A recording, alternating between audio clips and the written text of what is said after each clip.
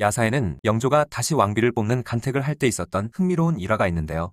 삼간택으로 뽑힌 3명의 처자들에게 영조가 묻기를 어떤 물건이 가장 깊은가? 라고 하자 한 명은 산이 깊다고 하고 한 명은 물이 깊다고 했으며 마지막 한 명은 사람의 마음이 가장 깊다고 했죠. 그러자 영조가 그 연유를 물으니 마지막 처자가 하는 말이 다른 물건의 마음은 예측할 수 있지만 사람의 마음은 예측할 수 없기 때문입니다. 라고 한 것입니다.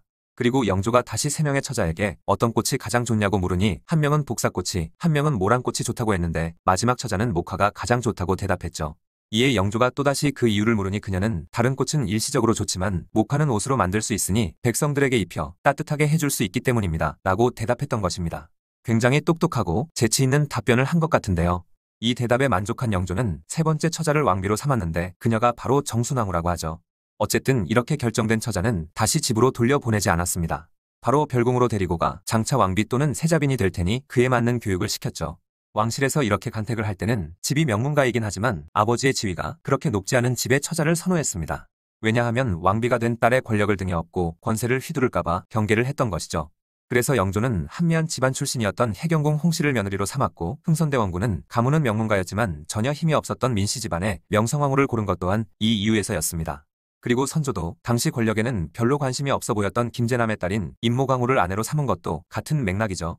하지만 결국에는 이런 정치적인 요인을 완전 배제할 수는 없었고 오히려 크게 작용하기 시작했습니다. 왕의 입장에서는 왕비나 세자빈 자리에 힘이 있는 유력인사의 딸을 앉히면 그 집안과 정치 파트너가 되어 그만큼 반대파를 견제할 수 있기도 했고 신하들 입장에서는 어쨌든 자신의 딸이나 자신이 속해 있는 당파의 사람의 딸이 왕비나 세자빈이 되면 권력을 거저 얻는 거나 마찬가지였기 때문에 나중에는 각 당파에서 미는 후보들 간에 치열한 경쟁이 될 수밖에 없었죠. 오죽하면 조선 후기 노론의 제1당론이 국혼을 놓치지 않는다 였을 만큼 왕실과의 결혼을 통한 권력 유지는 불가피했습니다. 그러다 보니 실제로 조선 후기의 거의 모든 왕비는 노론 집안의 딸이었고 나중에는 간택이 형식적이게 되어버렸으며 세도가의 딸을 왕비로 선택하는 지경에 이르죠. 철종의 왕비를 뽑을 때 순원왕후가 노론 소론 가릴 거 없이 다 후보자를 내고 그리고 나서 제대로 간택을 하자고 이야기했지만 결국에는 안동 김씨 가문의 철인왕후 김씨가 중전이 되었습니다.